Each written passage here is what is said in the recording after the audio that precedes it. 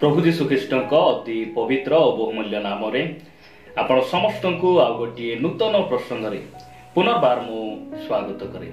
ख्रीष्ट रे प्रिय भाई भौणी माने सबुदिन भली आज आ गोटे नूतन प्रसंग को नहीं आपण मान निकट में आसवा यूट्यूब माध्यम आपण मान सहित साक्षात करने स्वर्गर परमेश्वर यही सुंदर अवकाश मते देथिबारु मु प्रभु को हृदय सहित धन्यवाद दूची।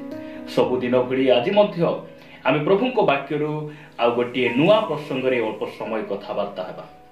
आज आम जो प्रसंग रे कथबार्ता हेबा सेही प्रसंगर शीर्षक है प्रभु को संतुष्ट करबा पई कौन करबा उचित। प्रभु को संतुष्ट करबा पई कौन करबा आवश्यक रही। यही प्रसंग रे आम प्रभु को वाक्य अल्प समय ध्यान करबा पई छिबा। आसंतु सीधा सड़क प्रभु को वाक्य गोटे पद पढ़ी आम आग को बढ़िबा। आपण माने मोर सहित एफिसियो पुस्तक को आसीबे।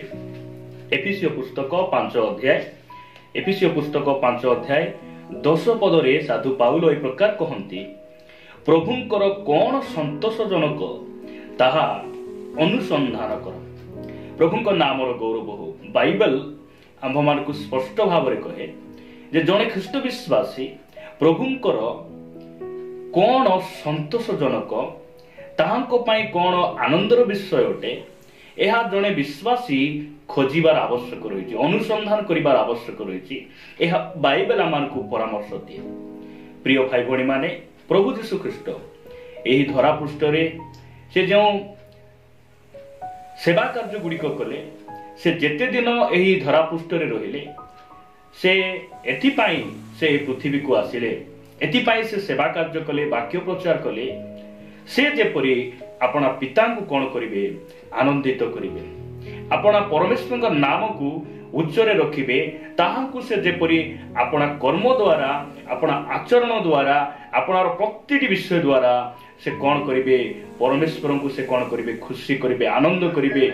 सेति पाई प्रभु जीशु ख्रीष्ट एही धरा पृष्ठ को आसीथिले। प्रिय भाई भौणी माने अनेक समय रे आमे मनुष्य को संतुष्ट करिबा आमे चेष्टा करिछु।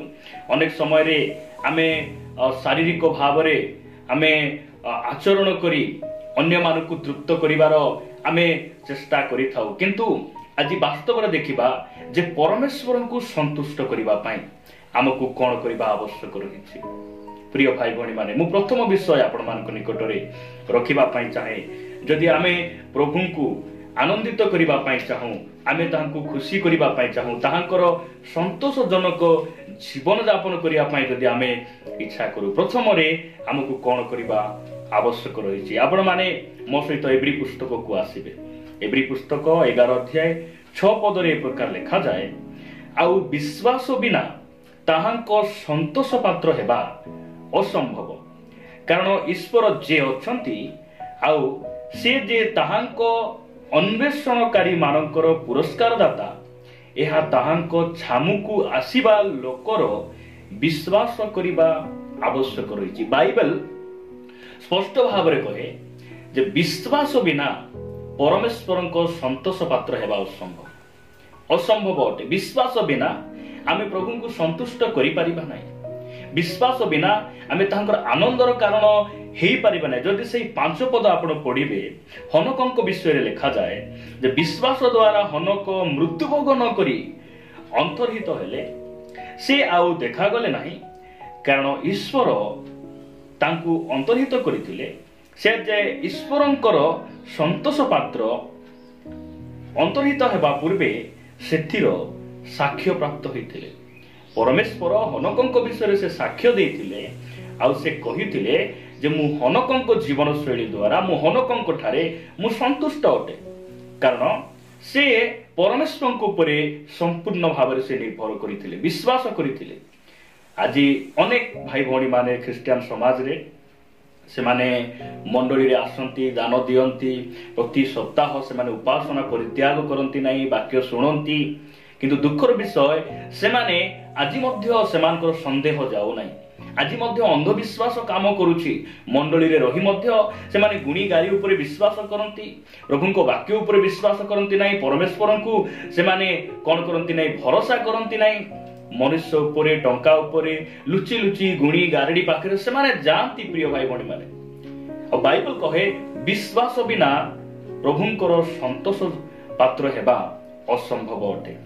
जदि आपण माने जाकुब पुस्तक 2 अध्याय 26 पदरे पढ़िबे साधु जाकुब ए प्रकार कहंती जे प्राण बिना शरीर जेपरि मृत विश्वास कर्म बिना मृत अटे।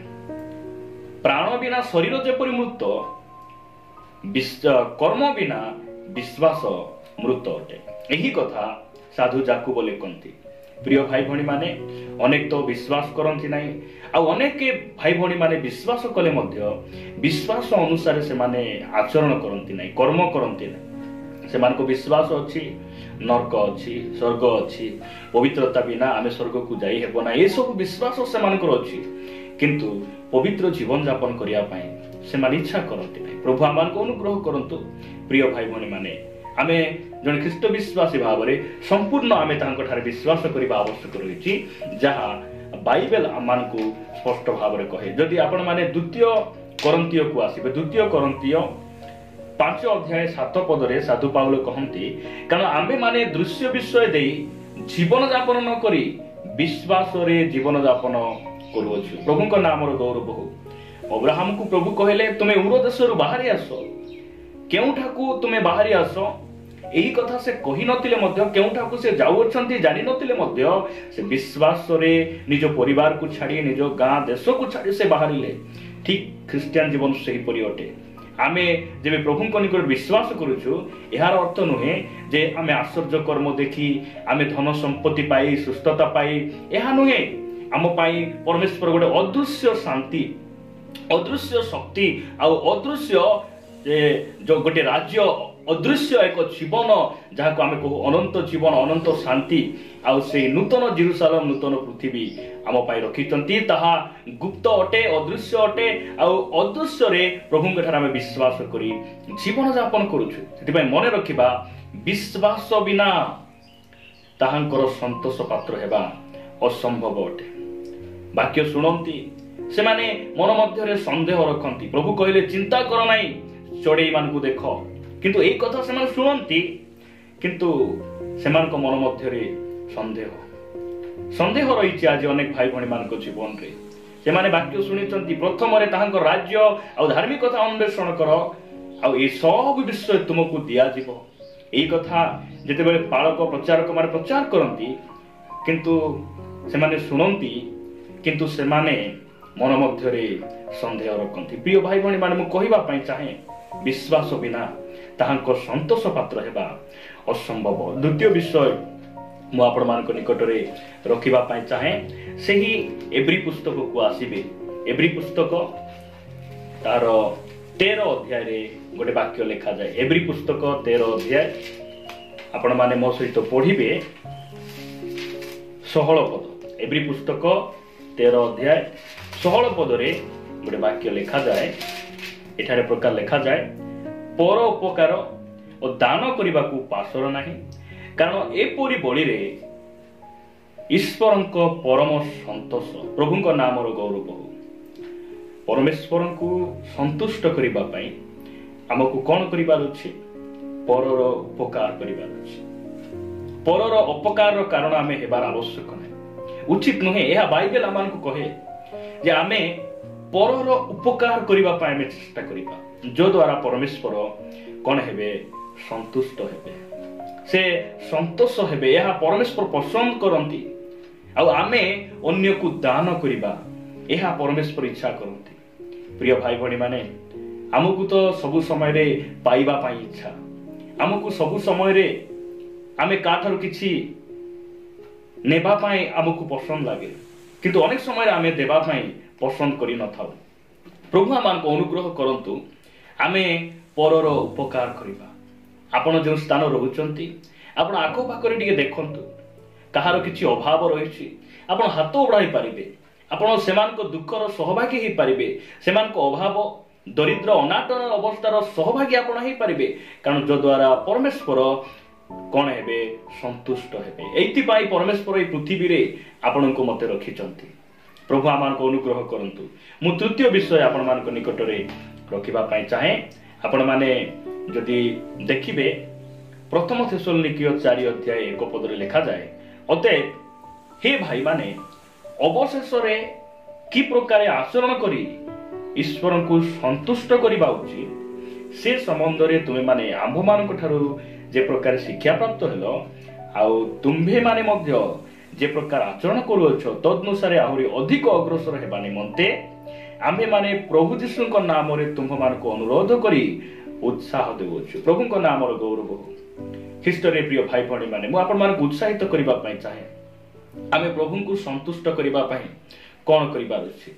आमे चर्च रे केते दान दउछु, केते सुंदर गीत गाउछु, केते सुंदर भाबरे आमे बसुछु, आमे केते पार्टी करी आराधना करूछु। एहा नहे प्रिय भाई भणी माने आमे प्रभु को संतुष्ट करबा को हेले हमर आचरण यीशु को परि हेबार आवश्यक अछि।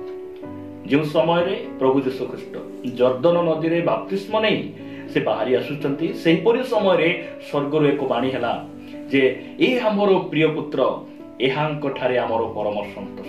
एही कथा काहे की कहिले यीशु ख्रीष्ट जे तांकर पुत्र बोली ताहा नुहे प्रिय भाई भणी माने से ज्ञानी बुद्धिमान बोली सेमिति नाही।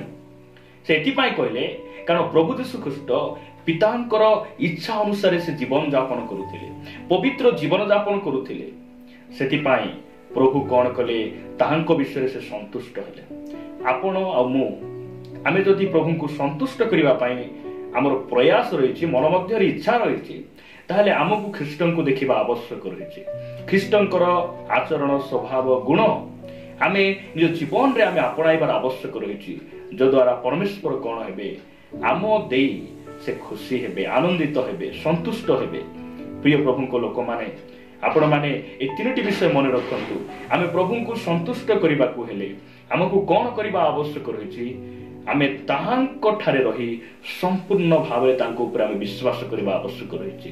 कारण बाइबल कहे विश्वास बिना ताहांको संतोष पात्र हेबा असंभव।